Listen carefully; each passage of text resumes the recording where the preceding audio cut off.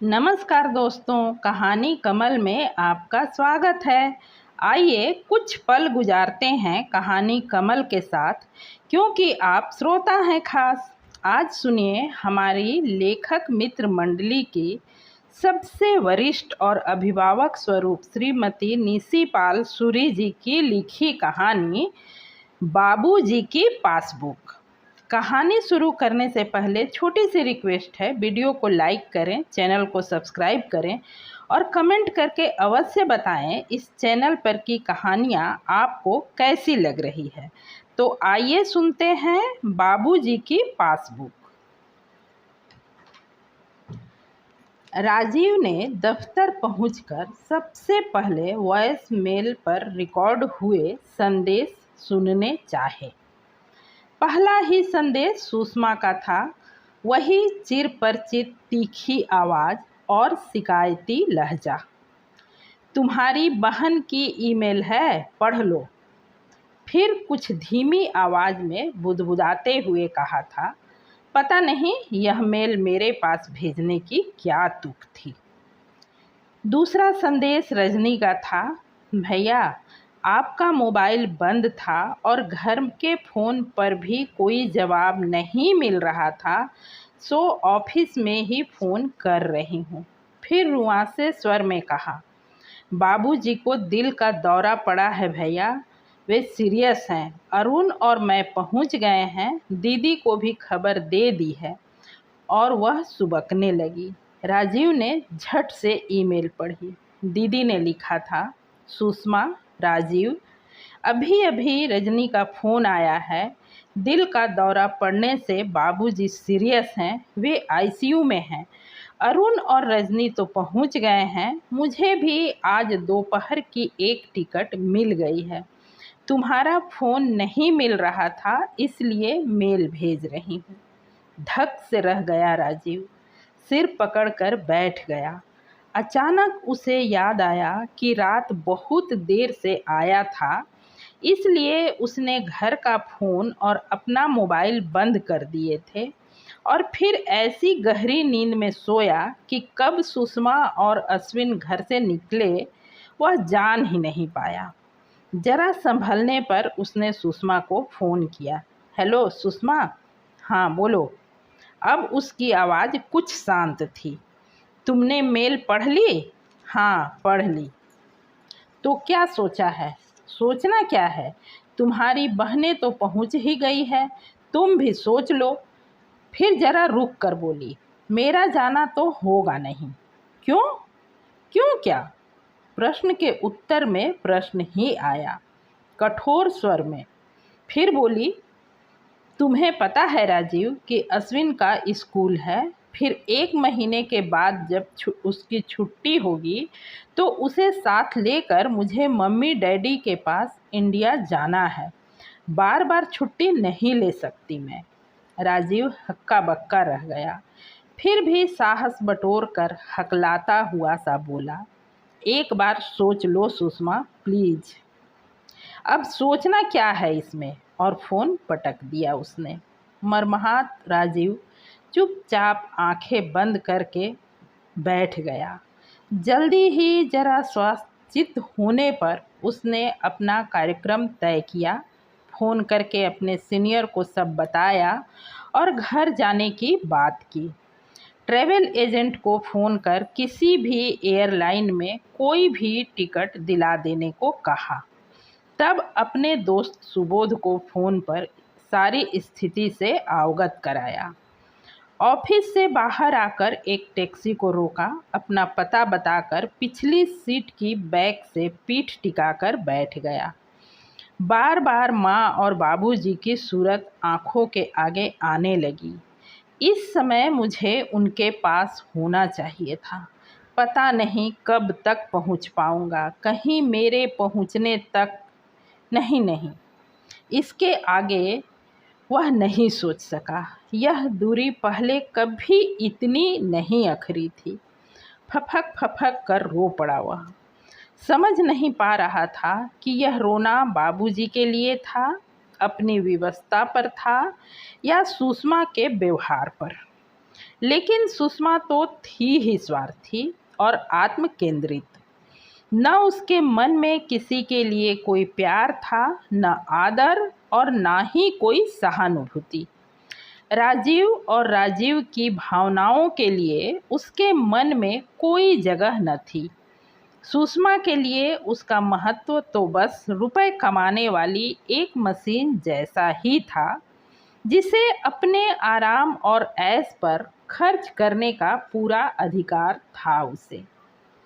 उसे यूं रोता देखकर टैक्सी ड्राइवर ने टैक्सी एक तरफ रोक दी और पूछा, सर क्यों रोते हो, कुछ गड़बड़ है क्या?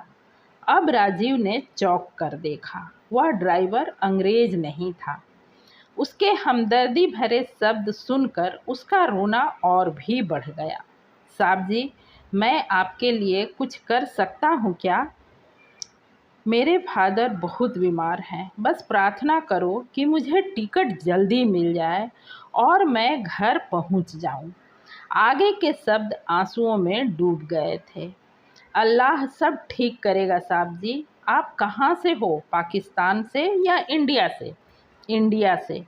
मैं पाकिस्तान का हूँ साहब जी। पैसे के लिए यहाँ परदेश में पड़े हैं, पर यह पैसा भी तो अपनों से दूर कर देता है। मेरे अब्बा भी बहुत बीमार पड़ गए थे। अम्मी ने बहुत बुलाया, पर क्या करता वीर जी। जो पैसा मैं आने जाने में खर्च करता, वही मैंने अपनी अम्मी को भेज दिया, ताकि अब्बा को अच्छा इलाज और खुराक मिल सके। खुद जाता तो इतना पैसा कहाँ से लाता, पर सब बेकार गया। अब्बा तो बचे नहीं, अम्मी उल्टे नाराज हो गई कि हम तेरे पैसे के भूखे थे, अपने मरते हुए बाप को देखने भी नहीं आया। बेचारे तुझे देखने को तरसते ही चले गए। राजीव झट से बोला, अरे नहीं भाई, मेरे साथ ऐसा कुछ नहीं हुआ। मुझे तो अभी अभी पता लगा है। रात या शाम की जो भी फ्लाइट मिलेगी उसी से चला जाऊंगा। बस तुम दुआ करो कि मेरे पहुंचने तक मेरे बाबूजी अच्छे हो जाएं। और उसने अपना हाथ ड्राइवर के कंधे पर रख दिया। ड्राइवर ने उसके हाथ को हमदर्दी से दबा दिया। दोनों चुप थे। दो अलग अलग देशों के अलग अलग स्तर वाले व्यक्तियों को उनके साझे दुख ने कितना पास ला दिया था। फिक्र ना करो सर जी, इंशाअल्लाह सब ठीक हो जाएगा। घर पहुंचकर जब राजीव ने पैसे देने चाहे तो उसने लेने से इनकार कर दिया। आप तो जल्दी घर जाकर अपने लोगों से मिलो और मेरे हक में भी दुआ करना कि मेरी माँ की नाराज़गी दूर हो जाए और वो मुझको फिर से अपना पुत्र मान ले। उसका गला भर आया और आंखों से आंसू छलक पड़े। राजीव ने जल्दी से घर का दरवाज़ा खोला। सामने ही मेज पर उसके बेटे अश्विन की फ़ोटो पड़ी थी, जिसके पास उसकी टेढ़ी मेढ़ी लिखाई में एक छोटा सा पत्र, जो जल्दी में वह सुबह नहीं देख पाया था, लिखा था, पापा welcome home, I love you पापा। दिल भर आया उसका। वह नन्हा सा पत्र उसने कई बार पढ़ा और चूमा। उन अक्षरों में अश्विन का प्यारा सा चेहरा दिखाई देने लगा और उसके शब्द कानों में गूंजने लगे, आई लव यू पापा, आई लव यू।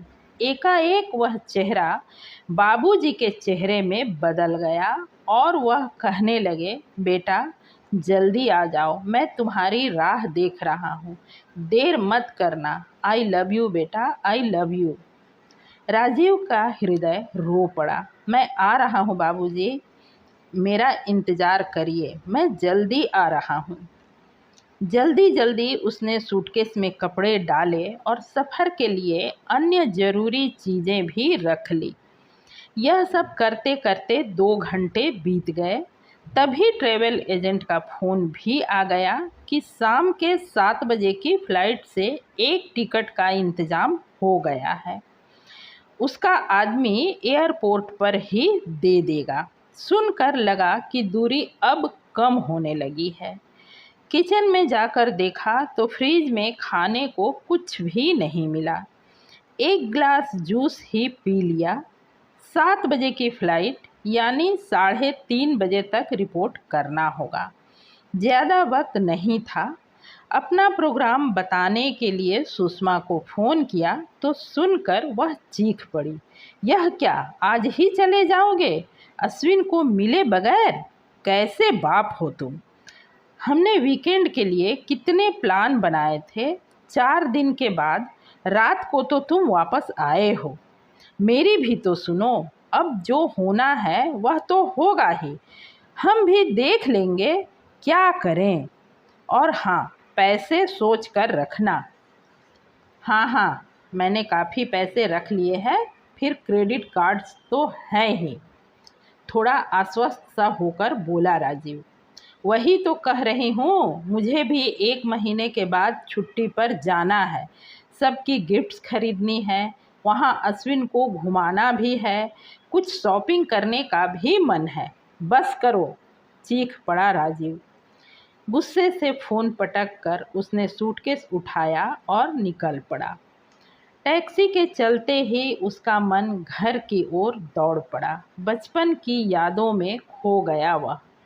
कोई भी तो याद ऐसी न थी जिसमें माँ बाबूजी शामिल न थे।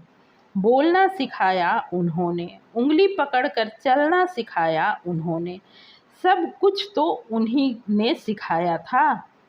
फिर याद आया वह दिन जब बाबूजी पहले दिन उसको लेकर स्कूल गए थे। जाने से पहले दोनों ने भगवान से प्रार्थना की थी कि वह सदा हर परीक्षा में सफल हो। सुनी थी यह प्रार्थना भगवान ने और पूरी भी की थी। हर परीक्षा में वह सदा प्रथम आता रहा। अपनी योग्यता, मेहनत और ईमानदारी के बल पर दिनों दिन तरक्की करता हुआ आज वह जिस मुकाम पर पहुंचा है, कुछ ही लोग इतने कम समय में इस ऊंचाई तक पहुंच पाते हैं। कई लोगों की ईर्ष्या का केंद्र बन गया था वह। झटके के साथ टैक्सी रुकी और वह वर्तमान में आ गया। टिकट ली, सामान चेक कराया और एक कोने में पड़े सोफे पर बैठ गया। मोबाइल निकाला, घर का नंबर मिलाया। अरुण ने फ़ोन उठाया था। जब उसने राजीव के आने की खबर सुनी तो बहुत आश्वस्त हो गया। साथ ही उसने बताया कि बाबूजी की हालत में कुछ सुधार नहीं हुआ है। डॉक्टरों को कोई उम्मीद नहीं है।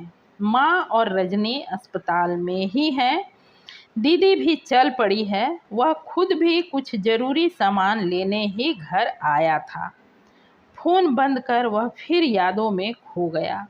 जब वह 8वीं कक्षा में आया तो उसे साइकिल दिलाई गई। अब वह घर के कई छोटे मोटे काम आराम से करने लगा।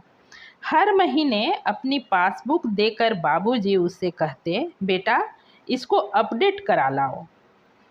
बाबूजी की आदत थी कि वह सब भुगतान चेक से ही करते थे, चाहे वह स्कूलों की फीस हो, बनिए का बिल हो या और भी कुछ। जब उनकी पासबुक अपडेट होती तो राजीव को बहुत हंसी आती। जमा के नाम पर वेतन का एक चेक और खर्च या भुगतान के नाम पर अनेक। कभी कभी कुछ चेक अन्य लोगों के लिए भी होते थे, जैसे बुआ जी, दादाजी और कभी चौकीदार, धोबी आदि के नाम भी। इनकी राशियां भी अलग अलग होती थी। राजीव कुछ समझ नहीं पाता, पर पूछने के लिए अपने को बहुत ही छोटा समझता था। फिर 10वीं पास करके वह हॉस्टल चला गया और यह सिलसिला वहीं रुक गया। पर वे चेक उसे याद रहे। तभी फ्लाइट संबंधी उद्घोषणा हुई। वह प्लेन की ओर चल पड़ा। रास्ते भर यादों का क्रम चलता रहा। याद आई दीदी और रजनी की शादियाँ। अपनी हैसियत के अनुसार अच्छी शादियाँ की थी बाबूजी ने, और अपने अपने जीवन में बहुत खुश और संतुष्ट हैं दोनों। फिर याद आई सुषमा से मुलाकात, दोस्ती, प्यार और शादी। शादी के बाद जीवन और घर की जो तस्वीर उसके मन में बचपन से बसी थी, वह टूटकर बिखर गई। वह तो बस धन कमाने वाली एक मशीन बनकर रह गया था। उसका मूल्य पासबुक में जमा राशि ही था। बचपन के संस्कार और अपनों का प्यार इतना प्रबल था कि लाख चाह कर भी सुषमा उसे उनसे दूर न कर सकी। वह तन से भले उनसे दूर था, पर मन और धन से उनकी सेवा में कसर न रखता। माँ बाबूजी के लाख मना करने पर भी उनको नियमित रूप से पैसे भेजता रहता। जब विदेश में उसकी नियुक्ति हुई तो माँ ने पूजा कराई, गरीब बच्चों को खाना खिलाया और सदा उसकी खुशी और सलामती के लिए प्रार्थना की। यहाँ आकर भी वह उनको पैसे भेजता रहा और उनका हाल भी पूछता रहा। बाबूजी अक्सर यही कहते थे, कभी ज़रूरत का समय आया तो तुम पास नहीं होगे, पता नहीं आ भी सकोगे या नहीं। आज वह समय आ ही गया। कितना मजबूर था वह। 10 घंटे की उड़ान, फिर 5 घंटे की टैक्सी का सफ़र। हर पल उसके दिल की धड़कनें तेज होती जाती थी। जब घर के पास वाले मोड़ पर टैक्सी मुड़ी तो घर के बाहर लोगों की भीड़ देखकर वह समझ गया कि उसे बहुत देर हो गई है। टैक्सी रुकते ही भैया आ गए, भैया आ गए चिल्लाता हुआ एक युवक दौड़ा आया और सूटकेस उठाने लगा। आपने मुझे पहचाना नहीं भैया? मैं मोहन हूँ, चंपा का बेटा। चंपा जो आपके घर में काम करती है, ऑटो रिक्शा चलाता हूँ मैं। अपनी है, बाबूजी ने दिलवाई थी। वे तो अब वह अपनी ही रौ में बोलता चला गया, पर राजीव कुछ भी सुन न सका। जल्दी से पैसे चुकाए और अंदर गया। कमरे के बीच में फर्श की सिल्लियों पर बाबूजी की पार्थिव देह रखी थी, जिस पर ढेरों फूल चढ़े थे। माँ, दीदी और रजनी उनके सिरहाने बैठी थी। कमरा लोगों से खचाखच भरा था। पीछे आंगन में बाबूजी के अंतिम यात्रा की तैयारी लगभग पूरी हो चुकी थी। जो लोग वहां व्यस्त थे, राजीव उनमें से किसी को भी नहीं पहचानता था। वह लपक कर माँ के गले से लिपट गया। देर से रुका हुआ बांध टूट गया और सभी फूट फूट कर रो पड़े। तभी किसी ने आकर कहा, अब चलना चाहिए भाभी जी, पहले ही काफ़ी देर हो चुकी है। माँ उठी। राजीव और बेटियों के साथ बाबूजी के पैरों के पास जाकर उसने प्रणाम किया। तब माँ राजीव के सिर पर हाथ फेरते हुए बड़े संयत स्वर में बोली, चलो बेटा, पुत्र धर्म का निर्वाह करो। फिर फूट पड़ा वह, मैं तो इतनी दूर था माँ, क्या कर सका उनके लिए कभी भी। एक बार उसने बाबूजी का चेहरा देखा और फिर जैसा जैसा कहा जा रहा था वैसा ही करने लगा।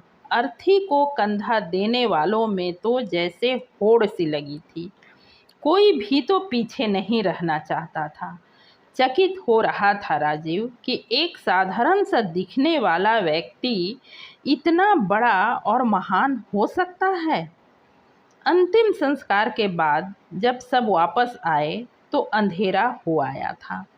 माँ बहनें नहा चुकी थी, कमरा साफ हो चुका था और माँ, दीदी और रजनी के साथ अन्य स्त्रियां वहीं बैठी हुई थी। आकर सबने स्नान किया। तब तक चंपा सबके लिए चाय ले आई। माँ ने उसे इतनी अच्छी तरह सब समझाया हुआ था कि किसे कब क्या चाहिए वह बिना कहे ही सबकी ज़रूरत पूरी कर देती थी। पता नहीं किसके घर से खाना आ गया था। पड़ोस की कुछ स्त्रियां आकर सबको खाना खाने को कहने लगी। बेटा आज 3 दिनों से किसी ने कुछ नहीं खाया, चलो सब मिलकर थोड़ा थोड़ा खा लो। किसी तरह सब ने 2-4 कौर खाए। फिर कई लोग आ गए बच्चों से मिलने के लिए। इनमें से कुछ से तो राजीव मिल चुका था, कुछ चेहरे नए तो नहीं थे पर पहचान पाना मुश्किल हो रहा था। बेटा यह हमारा धोबी है, राम दुलारे। अरे बचवा, हमको नहीं पहचानोगे? भला हम तो कब्बे से इनके कपड़े धोए रहे, और अब जो हम जिंदा हैं तो बस बाबूजी के कारण। वही हमको अस्पताल में भर्ती किए, अपना ब्लड देकर हमारी जान बचाए। अरे तू लोग का जानो बचवा, तुम सब तो परदेसी हो। यह चौकीदार है। राजीव ने नमस्ते की तो झट से उसने एक नौजवान को सामने कर दिया। यह हमारा दामाद है बाबूजी, अगर रुपया न देते तो हमारी बिटिया की शादी कभी न हो पाती। अब यह यही काम करता है और हम सब साथ ही रहते हैं। राजीव ने उससे हाथ मिलाया तो वह एकदम गदगद हो गया। तभी चंपा का बेटा आया। हम मोहन हैं भैया, हमसे तो आप मिल ही चुके हैं, यहीं रहते हैं आपके सर्वेंट क्वार्टर में। तब चंपा ने मुंह खोला। मैट्रिक पास है, बाबूजी ही कुछ रुपया पास से दिया, कुछ बैंक से कर्ज दिलाकर एक ऑटो रिक्शा बनवा दिया। अच्छा कमा लेता है अब। मोहन बीच में ही बोल पड़ा। अब तो माँ जी को यहाँ से जहाँ भी जाना होगा मैं अपने ही ऑटो रिक्शा में लेकर जाऊँगा। नहीं नहीं, अब माँ यहाँ नहीं रहेंगी। तीनों भाई बहन एक साथ बोल पड़े। माँ को लगा देर बहुत हो गई है और उनके रहने के प्रश्न को लेकर एक विवाद खड़ा हो जाएगा। उन्होंने सबसे कहा, तुम सब भी बहुत थके हो और बच्चों को भी आराम करना चाहिए, अब तुम सुबह आना। सब खड़े हो गए। अच्छा माई, राम राम। पर हे भैया दीदी लोग, सुनी लो, एक बात हम सब क्लियर बोल देते हैं। बाबूजी के बाद ये माँ जी ही हमारी सब कुछ है। आप लोगन चाहे जो सोचते होए, पर हम साफ साफ बोल दे रहे हैं, ये यहाँ से कहीं नहीं जाएंगी। हम सब इनके साथ हैं और इनकी सब देखभाल हम ही करेंगे, समझ लो। हाँ। माँ बाबूजी के इस परिवार को मिलकर सब बच्चे अभिभूत हो गए। अब राजीव को उन चेकों का भेद मालूम हुआ। जब सब चले गए तो राजीव ने कहा, माँ आपका परिवार तो बहुत अच्छा है, सबसे मिलकर बहुत ही अच्छा लगा। हाँ बेटा, तुम सब अपने अपने परिवारों के साथ खुश रहो, यह भी मेरा ही परिवार है। मैं इनके साथ बहुत आराम से हूँ और खुश हूँ। इस विषय पर कल बात होगी। रमा दीदी ने कहा, अभी सब आराम करो। इसी तरह थोड़ा सोते थोड़ा बतियाते रात बीत गई। सुबह जब सब उठकर तैयार हो गए तो माँ अंदर से कुछ कागजात लेकर आई और राजीव को थमा दिए। ये बाबूजी की पासबुक थी। राजीव ने देखा एक पासबुक में वह सारा पैसा जमा था जो उसने अलग अलग समय पर बाबूजी को भेजा था।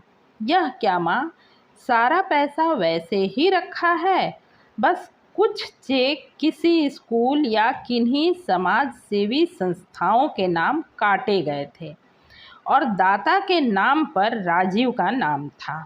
एक और पासबुक थी जिसमें बाबूजी की पेंशन भविष्य निधि की राशि जमा थी और निकासी के चेक बहुत कम थे। यह पासबुक पहले वाली पासबुक से पूरी तरह अलग थी। इसमें जमा अधिक और खर्च कम था। अब राजीव को उन चेकों का भेद समझ में आया जो कभी बाबूजी ने बैंक की पासबुक के से रुपए निकालने के लिए दिए थे, लेकिन जो उनकी पासबुक में ऐसे जमा हुए कि आज भी उनका ब्याज माँ को इस सेवा करने वाले परिवार के रूप में मिल रहा है। राजीव के अकाउंट से उसी के नाम से दान देकर उन्होंने अपनी यह पासबुक उसे विरासत में दे दी है।